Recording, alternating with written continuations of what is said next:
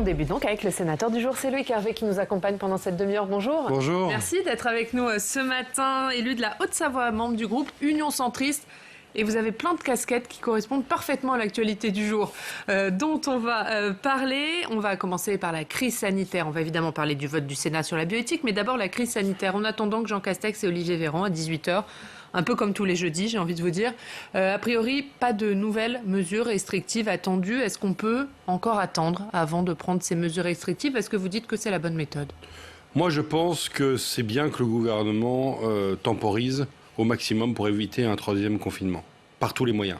Parce que l'économie du pays est exsangue et parce que le moral des Français commence à baisser tellement ou à être tellement inquiétant qu'il faut absolument garder cette possibilité avec des mesures qui sont déjà restrictives.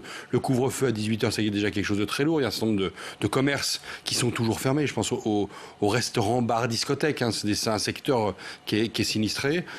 En montagne, vous imaginez que nous vivons aux premières loges les fermetures, notamment des remontées mécaniques et toutes leurs conséquences.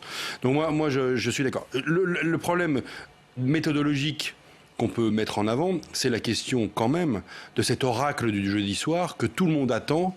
Et au Parlement, je vous avoue que les annonces faites la semaine dernière au président de groupe disant il y aura un vote au Sénat et à l'Assemblée nationale mardi, donc mardi dernier, qui n'a pas eu lieu puisqu'il n'y a pas eu de troisième confinement. Mais c'était en cas de confinement. Ça commence à bien faire et moi je pense qu'on a une nécessité d'avoir un Parlement beaucoup plus impliqué sur ces questions-là. Mais vous le demandez, ce débat avec vote, alors pas sur le reconfinement, mais sur la stratégie vaccinale, sur les mesures prises actuellement. Est-ce que vous dites, même s'il n'y a pas de reconfinement, il faut qu'on débatte, il faut qu'on vote? Mon groupe, le groupe de l'Union Centriste, au sein de la majorité sénatoriale, nous demandons à ce que le Parlement soit beaucoup plus impliqué dans les décisions prises. Et d'ailleurs, je pense que l'exécutif a intérêt à cela. Pourquoi aujourd'hui, on a l'impression que seul le président de la République décide. Ou alors les décisions du président de la République sont annoncées par Olivier Véran ou par Jean Castex. On a besoin, dans une démocratie, de contrôle parlementaire d'une part et d'une association du Parlement à la décision. Le gouvernement en sortira renforcer, le président aussi. Et ça, c'est une exigence que nous formulons à l'égard de l'exécutif. À la sortie, si ça continue, à la sortie, tout le monde y perdra. On va parler justement d'une des décisions qui vous touche particulièrement en Haute-Savoie, c'est la fermeture des remontées mécaniques qui ne rouvriront pas donc au mois de février. Ça signe un peu la fin de la saison, hein. On voit venir la saison blanche. Est-ce que vous dites quand même, vu la crise sanitaire, c'est plus raisonnable de fonctionner comme ça? Non, je persiste à penser que les protocoles sanitaires qui étaient conçus par les professionnels de la montagne pouvaient permettre une ouverture forcément dégradée, beaucoup plus réduite qu'elle l'aurait été dans une saison normale. Mais cette fermeture de l'intégralité des remontées mécaniques en France est une hérésie de mon point de vue, parce que le seul élément qui doit être juge de paix, c'est la contamination. Est-ce qu'on est en montagne dans des secteurs où on se contamine à la Covid ? La réponse est non. Les Suisses l'ont démontré à Noël. Donc maintenant la décision est prise. Le gouvernement a été amené à prendre un certain nombre de mesures d'accompagnement extrêmement lourdes. Il y aura des mesures complémentaires à avoir parce qu'il y a évidemment des trous dans la raquette et des professions. Il y a un des plan de 4 milliards là, oui, qui a été annoncé par le gouvernement. Quels sont les trous dans la raquette encore? Il y a en montagne, je vais vous prendre un exemple. Dans le domaine des collectivités locales, vous avez une garantie apportée par l'État au niveau national des recettes des collectivités en matière fiscale ou en matière tarifaire. Très bien. Mais vous avez en montagne tout un tas d'autres recettes qui ne seront pas là, ne seront pas en rendez-vous. Par exemple, les redevances d'assainissement. Il n'y a pas de-saison, il y a beaucoup moins de redevances d'assainissement. Les recettes liées au parking, au casino, etc. Donc, il faut qu'on s'assure, et moi c'est ce que j'ai demandé notamment à Joël Giraud, c'est que commune par commune, qu'on s'assure qu'il n'y ait pas un effondrement d'une partie de ces recettes. Parce que là, en fait, le plan, il vise évidemment les professionnels de la montagne, oui. Les saisonniers qui seront mis en chômage partiel, mais il n'y a rien pour les collectivités. Si, les collectivités sont... Si, il y a une garantie de recettes sur un certain nombre de recettes, mais il y a d'autres... Mais pas assez. Non, mais il y a des spécificités locales, hyper locales, qui demandent qu'il y a... Moi, ce que j'ai demandé, c'est un monitoring commune par commune pour le faire. Et puis, dans le domaine des professions, je vous donne un autre exemple, vous avez des professionnels qui sont des moniteurs de ski agriculteurs, ils sont 200 en Savoie, Haute-Savoie, Isère, avec la MSA. On est en train de regarder comment est-ce qu'on peut avoir chez ces plus réactifs une solution qui fasse en sorte qu'ils soient protégés. La MSA, la mutuelle des agriculteurs, hein, je le précise. Elisabeth Borne, hier, elle a lancé un appel aux employeurs pour qu'ils embauchent quand même leurs saisonniers en montagne pour que ces saisonniers puissent bénéficier du chômage partiel. Vous relayez cet appel ce matin ? Oui, je trouve que c'est la réponse à un certain nombre de saisonniers. C'est possible notamment dans les grosses entreprises, dans les grosses structures, qui peuvent se permettre d'avoir cette embauche et l'avance de trésorerie qui va avec. Par contre, chez des indépendants, chez des petits hôteliers, petits restaurateurs, c'est quand même beaucoup plus compliqué. Puis il y a des gens qui ont d'ores et déjà décidé de fermer. Donc quand il y a cette décision qui est prise, c'est beaucoup plus difficile. Mais en tout cas, je pense que la ministre a raison, même si c'est quand même contre-intuitif de proposer à des employeurs fermés d'embaucher des saisonniers. Au-delà de ce qui se passe maintenant et de cette crise sanitaire à court terme, Jean Castex a demandé une réflexion sur l'avenir de la montagne, sur une relance de la montagne. Il a demandé de réfléchir avec les collectivités. Est-ce que c'est la bonne méthode et qu'est-ce qu'il doit y avoir dans cette réflexion ? Quelle est la priorité ? Cette réflexion, elle est entamée depuis très longtemps. C'est la question de l'adaptation de la montagne au changement climatique, au fait qu'aujourd'hui, en basse altitude, il est très difficile de maintenir des pistes de ski. J'attire l'attention vraiment du gouvernement sur le fait que on doit imaginer une transition. Elle prendra du temps, mais elle ne doit pas se traduire par la fermeture de ce qui fait la raison d'être des stations de sport d'hiver, c'est-à-dire le ski alpin. Donc la transition très bien, sur plusieurs années oui, sur 4 saisons très bien, mais attention à ne pas déstructurer ce qui va permettre, en termes de chiffre d'affaires, en termes de capacité d'investissement, ce qui va permettre de faire cette transition-là. Et ça, c'est quand même les recettes liées au ski alpin. Il y a une inquiétude de beaucoup de stations de montagne, notamment les grandes, mais est-ce que des moyennes stations, voire des petites stations, peuvent sortir gagnantes de cette crise, puisque les gens, peut-être aux vacances de février, iront du coup dans ces petites stations alors qu'ils avaient l'habitude d'aller dans des plus grandes ? On l'a vu cet été, la montagne a été très attractive, on a eu un bel été, hein. On était dans une période de déconfinement, on va dire, donc il y avait besoin de prendre l'air, et vraiment la montagne, notamment en Haute-Savoie, a été très active, accueillante, et donc je pense que dans toute crise il y a des opportunités. Ce qu'il faut, c'est que ces opportunités on puisse les saisir et transformer l'essai. Et donc ça, c'est l'obsession, je pense, qu'on doit avoir ici, notamment au Sénat, parce que nous sommes les représentants des territoires, la capacité que nous aurons en 2021 et en 2022 de rebondir, et c'est en tout cas moi le sujet qui est ma préoccupation première. On aura bien sûr l'occasion d'en reparler. On va passer à l'actualité du Sénat chargée cette nuit, puisque c'est cette nuit finalement que le Sénat a adopté la loi bioéthique, un texte amputé de sa principale mesure. On va en parler avec Steve Jourdain.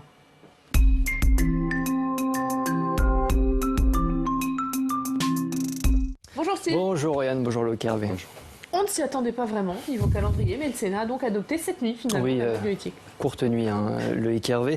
Alors le texte adopté par le Sénat est un texte très différent de celui qui nous est arrivé de l'Assemblée nationale. C'est un texte très différent aussi de celui proposé par la commission spéciale bioéthique du Sénat. En fait, tout l'examen du texte a été pollué, faut le dire, par l'imbroglio de l'article 1. Rappelons un peu ce qui s'est passé, Oriane. L'article 1 prévoit l'ouverture de la PMA pour toutes. C'est le principe phare de la loi. C'est une promesse de campagne d'Emmanuel Macron. Sur le principe, mardi soir, les sénateurs étaient majoritairement pour, mais un amendement est voté par surprise, amendement qui exclut les femmes seules célibataires du dispositif. Cela ne convient pas à la gauche, qui souhaite un dispositif plus large, un dispositif plus égalitaire. Du coup, la gauche s'abstient au moment du vote final de l'article. De son côté, la droite s'oppose à cet article premier, en cause un amendement, aussi un amendement voté qui autorise la PMA post-mortem. La PMA post-mortem, c'est-à-dire la possibilité de continuer une PMA déjà entamée après le décès du conjoint. En fin de séance hier, Alain Milon a résumé l'état d'esprit dans lequel le Sénat a adopté, un peu par surprise, ce projet de loi. En gros, la droite, la gauche, personne n'est content, Yann. Ouais, personne n'est satisfait, à droite, à gauche, et pas même le gouvernement, on l'imagine du coup. Non, bien évidemment, on le disait à l'ouverture de la PMA pour toutes, c'était la mesure phare du projet de loi, mesure phare, certes, mais il y avait d'autres mesures, des mesures importantes, des mesures aux conséquences considérable pour la société. Adrien Taquet est revenu sur les regrets du gouvernement hier soir. Il a dit regretter les reculs constatés par rapport à la première lecture. Loïc Hervé, vous avez aussi, vous, des regrets sur ce texte ? Oui, complètement. Des regrets de la manière dont s'est passée la deuxième lecture au Sénat, avec des incidents de séance importants. Quand je dis incidents de séance pour nos téléspectateurs, ça veut dire des choses qui, en termes de procédure parlementaire, ne se passent pas bien. notamment l'adoption d'un amendement vraiment à la levée de la séance, à un moment où les sénateurs n'étaient pas dans une situation de voter et où je pense que la présidence n'était pas en mesure d'évaluer les positions des uns et des autres. Donc, mais il y a une mauvaise gestion de séance à ce moment-là, parce qu'on a l'impression peu importe, que tout part de là après sur la suite de l'examen. on est vraiment à la fin, juste avant la levée de la séance. On est dans les dernières secondes et effectivement, on a été un certain nombre à critiquer cette toute petite période-là qui a posé des difficultés par la suite. Mais sur le fond, la PMA, l'ouverture de la PMA aux femmes et notamment aux femmes célibataires, est-ce que c'est une disposition de bioéthique ? Et je pense que tout procède de là. Le problème principal, c'est que c'est un sujet sociétal, voire un sujet de droit civil, donc en termes de filiation. Et qu'avoir mis cette disposition-là dans un texte de bioéthique, qui est la révision de la loi bioéthique, la loi Leonetti, historiquement, c'est une erreur. Et l'erreur, on l'a payée hier soir, on l'a payée avant-hier, parce que on a mis dans un même texte des mesures de nature différente. Et ça, moi, j'ai été, en première lecture, l'un des sénateurs à insister sur ce sujet-là, puisque j'étais un orateur lors de la discussion générale, lors du vote en première lecture. Et pour moi, c'est vraiment ça que nous payons dans la discussion hier et ce que vous dites, c'est un peu ce que disait Bernard Jomier dans la discussion générale. Bernard Jomier, qui est rapporteur du texte, il dit aussi que l'adoption de ce texte est le résultat d'un gâchis. Vous partagez ce constat ? La marque de fabrique du Sénat, c'est la qualité de ces débats, la capacité de trouver des convergences là où elles sont dans la société difficiles à trouver.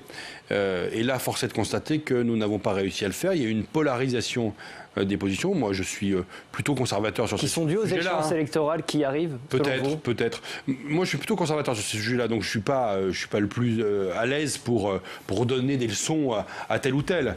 Mais en tout cas, c'est la droite, c'est le groupe LR qui a parce que de tout point de vue, on a senti. Mais non, mais vous avez toujours cette discussion quand on aborde les sujets de société au Sénat ou les sujets de mœurs, des horribles conservateurs contre les horribles progressistes. Et pour un centriste comme moi, c'est vrai que c'est une vraie souffrance d'avoir cette polarisation-là. Et je trouve que finalement, l'image qui sort du Sénat, le texte que moi, à titre personnel, je n'ai pas voté hier soir. C'est pas terrible. Pour la suite, on verra bien. Il y aura une commission mixte paritaire, et puis il y aura sans doute un examen à l'Assemblée, et puis au Sénat. Et je pense que c'est donc ce texte Le président de la commission, Alain Milon, avait dit pourtant qu'on allait revoter ou qu'on pouvait revoter sur cet article 1 qui prévoit la PMA pour toutes. Pourquoi on ne l'a pas fait ? Je pense que ça nous aurait engagé dans un nouveau débat sur l'article 1er qui n'aurait pas forcément été plus serein, et il aurait fallu en fait redébattre l'amendement Chassaing, qui est donc le dernier amendement que vous avez évoqué tout à l'heure. Qui exclut les femmes seules. C'est ça. Et donc je ne suis pas sûr que ça aurait été... Non, sur la PMA post-mortem. Oui. Effectivement, oui. Voilà, dernier amendement. Je m'y perds un peu. Donc voilà. Donc oui, non, c'est vrai, je le dis pour nos téléspectateurs, c'est quand même très compliqué parce qu'on a vraiment eu des votes qui ont été des votes très polarisés. Et donc ça n'a pas été simple à suivre, y compris pour nous parlementaires dans la séance. Y compris pour nous. C'est un peu compliqué à expliquer, mais juste une dernière question. On sait que c'était un texte qui divisait au sein même de la majorité sénatoriale. C'est quand même un texte important. Là, sur la forme, il a été adopté en pleine nuit, à main levée, pour un texte de cette importance. Est-ce que quelque part, ça arrange pas aussi la majorité sénatoriale de ne pas avoir étalé ces divisions au grand jour ? Elles sont réelles, ces divisions. Elles sont et c'est à la fois une faiblesse, mais c'est aussi une force. Je pense que sur des textes comme celui-ci, et je le dis en tant que sénateur modéré, centriste, la liberté de vote, parce que ça renvoie à l'intime, parce que ça renvoie à la conscience, c'est quelque chose d'essentiel sur des sujets comme ça. Alors ça donne ça peut-être, mais au moins chaque parlementaire, représentant de la nation, représentant des territoires pour les sénateurs en plus, c'est aussi notre capacité à pouvoir s'exprimer, à être libre. C'est sûr que ça peut donner parfois des majorités à géométrie variable. En première lecture, à gauche, il y avait d'autres divisions aussi sur un certain nombre de sujets. En première lecture, ça avait été très serré. Le vote, il y avait beaucoup plus de sénateurs qui avaient voté. C'était passé à 10 voix près. Là, cette nuit, comment ça s'est passé ? Du coup, c'était aussi serré ? C'était très serré, c'était un vote à main levée, avec la gauche et un certain nombre de gens comme moi qui ont voté contre le texte, estimant qu'il n'y avait plus de raison de voter ce texte-là, et à droite, les sénateurs plus conservateurs considérant qu'il fallait voter le texte puisqu'il n'y avait plus la disposition phare dans le texte. Donc une espèce de vote inversé. C'est une victoire politique pour les LR, vous dites? C'est une victoire politique pour la droite? Symbolique? J'en sais rien. Moi, je ne me pose pas les questions en ces termes-là parce que, in fine, je ne suis pas sûr que, encore une fois, que le débat sénatorial ait été au bout et à la hauteur de ce que nous devions avoir sur des sujets comme celui-ci. C'est pour ça que j'ai exprimé une forme de frustration en me votant contre, ce qui est un peu à l'inverse de mes positions que j'évoquais tout à l'heure. Donc, cette espèce de schizophrénie que nous avons sur ce texte-là, ma foi, c'est le propre des sujets sociétaux au Sénat. Si vous pouvez rester, parce qu'on va parler de ce qui s'est passé hier au Sénat, c'était hier matin, une audition que vous avez suivie et à laquelle vous participiez évidemment, Loïc Hervé, puisque vous êtes membre de la CNIL, ça fait partie de vos casquettes, et c'est le président de la CNIL qui était auditionné hier sur le texte sécurité globale. Cette fois-ci, puisque le Sénat travaille dessus en ce moment même. On a beaucoup parlé de l'article 24 de ce texte, mais hier il a beaucoup été question d'un autre article, c'est l'article 22, c'est celui qui encadre l'utilisation des drones par les forces de l'ordre, une utilisation que la CNIL juge abusive. Pourquoi ? C'est pas ça qu'elle dit. La CNIL dit, dans un avis qui lui a été demandé par la Commission des lois, comme la loi de 2018 le permet, la CNIL dit qu'il faut mieux définir les finalités et mieux définir les garanties en face des finalités qui sont dans l'article de loi. Il faut mieux l'encadrer que c'est pas le cas pour le moment. Aujourd'hui, vous avez dans l'article 22, qui sort de l'Assemblée nationale, un inventaire des finalités pour lesquelles les drones pourraient être utilisés. Les drones, d'ailleurs, ont été utilisés jusqu'il y a quelques jours, puisque le Conseil d'État et la CNIL ont recommandé ou ont ordonné l'arrêt d'utilisation de ces drones par les forces de sécurité, parce qu'il n'existe pas de base légale. Et le propre du Parlement, c'est justement, évidemment, d'écrire la loi. Donc, en tant que rapporteur avec Marc-Philippe Daubresse, moi, j'aurais la charge de réécrire l'article 22 pour être plus précis sur les finalités, donner une souplesse parce qu'on sait que ce sont des matières évolutives, à la fois sur un plan technologique et sur un plan des finalités même. Donc il faut être à la fois ferme sur les principes, mais suffisamment souple pour qu'il y ait une évolution qui soit possible, et des garanties. Parce que quand on va affecter des libertés publiques, la vie privée notamment, il est très important d'avoir des garanties que le législateur pose, et notamment on aura une exigence vis-à-vis du gouvernement et donc de l'exécutif, c'est qu'il y ait une forme de dogme écrit sur des lignes directrices données aux personnes qui utilisent les drones pour qu'ils se posent les bonnes questions. Concrètement, par exemple, sur des rassemblements, sur des manifestations, est-ce qu'il est utile d'utiliser ces drones, selon vous? Elles l'ont été. Elles l'ont été. Et la CNIL... dans les forces de sécurité, les drones ont été utilisés par le RAID, par le GIGN, par les pelotons de gendarmerie de haute montagne. Quand il mais faut en dehors de tout cadre légal. En tout cas, pour l'instant, c'est ce que le Conseil d'État a rappelé. Et sur des manifestations et des moments où il était nécessaire, peut-être d'avoir une vision supérieure d'une manifestation, par exemple. Mais la CNIL a rappelé qu'il ne peut pas y avoir de reconnaissance faciale, qu'il ne peut pas y avoir de captation de son. Et donc, il y a des choses qui seront très précises et qu'on va encore repréciser au Sénat pour être sûr et simplement préservateur des libertés publiques. Et que d'un autre côté, on permette aussi que les forces de sécurité n'aillent pas inutilement prendre des risques, alors que la technologie leur permettrait de préserver et les manifestants et la police. On avait déjà eu d'ailleurs ce débat sur Public Sénat. Si vous me retrouvez dans quelques instants pour la revue de presse de Loïc Hervé, d'abord on va faire un petit détour vers nos partenaires de la presse quotidienne régionale. On va retrouver Éric Vauvy. Bonjour Éric, merci beaucoup d'être avec nous ce matin, directeur départemental à Vaucluse Matin. Et vous allez nous parler d'un peintre vauclusien dans le bureau de Joe Biden. Tout à fait, bonjour. Nous racontons aujourd'hui en dernière page du Dauphiné libéré de Vaucluse Matin l'histoire d'un tableau. Un tableau qui représente Benjamin Franklin et qui est installé dans le bureau ovale de la Maison-Blanche, derrière Joe Biden. Et ce tableau a été réalisé par Joseph Duplessis, un peintre vauclusien et de Carpentras. Un tableau qui a été réalisé en 1783 et qui figure aussi sur les billets de $100 aux États-Unis. Et c'est à lire, vous le dites, aujourd'hui dans Vaucluse Matin. Autre sujet à lire, vous allez nous parler du cancer, puisque Emmanuel Macron doit annoncer aujourd'hui son plan cancer, et vous parlez particulièrement du cancer du sein, premier cancer de France. Tout à fait. Donc aujourd'hui, c'est la journée mondiale du cancer, et une étude du Centre international de lutte contre le cancer révèle aujourd'hui qu'au niveau mondial, le cancer du sein a dépassé le cancer du poumon en nombre de cas détectés. Et effectivement, Emmanuel Macron va présenter aujourd'hui un plan sur 10 ans de lutte contre le cancer, avec des moyens nouveaux accordés à la recherche, des moyens contre la lutte contre le tabagisme, contre l'alcoolisme, et aussi des mesures pour favoriser le dépistage de tous les cancers. Dernier sujet, Eric, à lire dans Vaucluse Matin, vous nous parlez d'Yannick Jadot. Yannick Jadot, qui fait partie, alors il n'est pas encore officiellement déclaré, mais qui fait partie des candidats potentiels à l'élection présidentielle de 2022, qui pense sûrement tous les matins en se rasant et qui vient de créer une plateforme avec 15 propositions pour une France plus écologique et sociale. Donc nous présentons Yannick Jadot, ses motivations et ce qu'il a envie, son projet pour le pays, sachant que nous sommes bien placés aussi à Grenoble pour savoir que le maire de Grenoble, Éric Piolle, qui fait partie de la même famille que Yannick Jadot, pense lui aussi sûrement à la présidentielle en se rasant tous les matins. Merci beaucoup, merci Eric d'avoir été avec nous ce matin, et c'est donc à lire dans Vaucluse Matin. On revoit la une, le peintre de Carpentras dans le bureau de Joe Biden. Merci beaucoup d'avoir été avec nous. On passe tout de suite à votre revue de presse, Loïc Hervé, avec Steve Jourdain qui revient.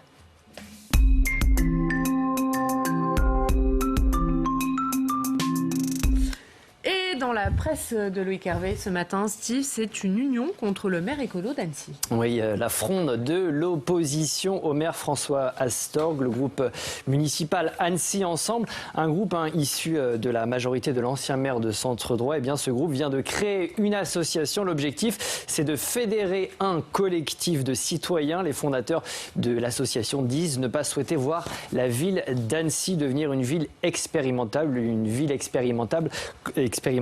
comme Grenoble. Loïc Hervé, il y a un problème avec l'actuel maire écolo de la ville?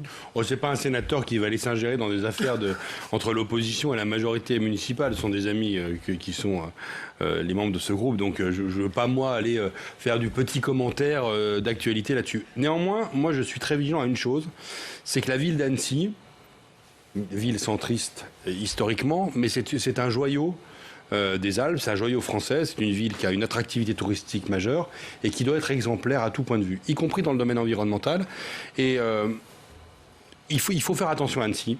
Donc il faut être, à chaque fois qu'on imagine des choses dans cette ville, il faut en mesurer toutes les conséquences. Et c'est pourquoi, moi je serai vigilant dans les fonctions qui sont les miennes. Je ne suis pas élu à Annecy, mais dans les fonctions qui sont les miennes, à ce qu'on préserve ce joyau des Alpes, qui est cette ville d'Annecy, et qui est quelque chose que nous avons en partage. Donc vous supportez cette association, si on comprend bien? Non, je ne suis pas adhérent de cette association. Je n'ai pas vocation à l'être. Je dis simplement que, comme parlementaire, j'ai un œil bienveillant sur la ville d'Annecy et vigilant quand il s'agit de prendre des initiatives qui pourraient créer des difficultés dans cette belle ville. On continue de parler d'Annecy. Annecy, première capitale française de la culture? Annecy est en tout cas candidate, tout comme 28 autres villes engagées dans le processus de sélection. Le label a été créé par le ministère de la Culture. Il s'inspire du fameux label européen, celui de capitale européenne de la culture.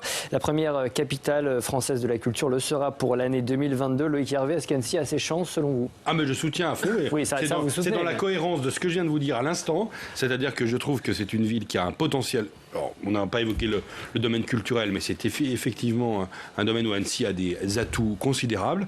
Et donc, il y a des candidats. Et je pense qu'Annecy a totalement la capacité d'être une très belle capitale française de la culture. Je connais bien le dispositif européen et je sais que ça apporte beaucoup à une ville pendant un an d'avoir ce label-là, parce que ça attire des personnes qui vont aller dans le domaine de la culture s'intéresser au patrimoine, à la création culturelle. Et donc je trouve ça très, très porteur. Alors j'ai une autre question un peu plus politique, on va y arriver. Le slogan d'Annecy pour cette campagne, c'est Annecy, ville des possibles. Vous soutenez la démarche de l'actuel maire de la ville dans cette compétition. Est-ce qu'il s'y prend bien? C'est une ville magnifique avec laquelle j'ai un attachement personnel. Donc, vous ne m'entendrez dans ma bouche ni du mal de la ville d'Annecy et pas des critiques inutiles de son maire. Vous savez qu'il y a un recours actuellement qui est pendant devant le tribunal administratif de Grenoble et qui fait qu'un certain nombre de choses se passent à Annecy, mais c'est de la vie politique classique. La ville des possibles. Ouais, c'est pas mal. Non, mais c'est pas mal. Moi, je trouve ça pas mal. Le slogan, vous approuvez. Ouais, j'aime bien. Vous aurez essayé, Steve. Une dernière question, Loïc Hervé. On imagine que vous avez écouté avec beaucoup d'attention ce qu'a dit Jean Castex à Colmar. C'était il y a 10 jours maintenant, quand il est allé au siège de la collectivité européenne d'Alsace. Il a remis en cause ces grandes régions qui avaient été créées sous François Hollande. Et il a quelque part un peu encouragé l'Alsace, en tout cas compris ce désir d'Alsace. Vous qui êtes un partisan de la fusion Savoie-Haute-Savoie, comment vous avez entendu ce message du Premier ministre ? J'ai entendu dans la bouche du Premier ministre exactement ce que vous dites, c'est-à-dire la nécessité de faire vivre les territoires sur des réalités beaucoup plus proches du terrain que ces grandes régions.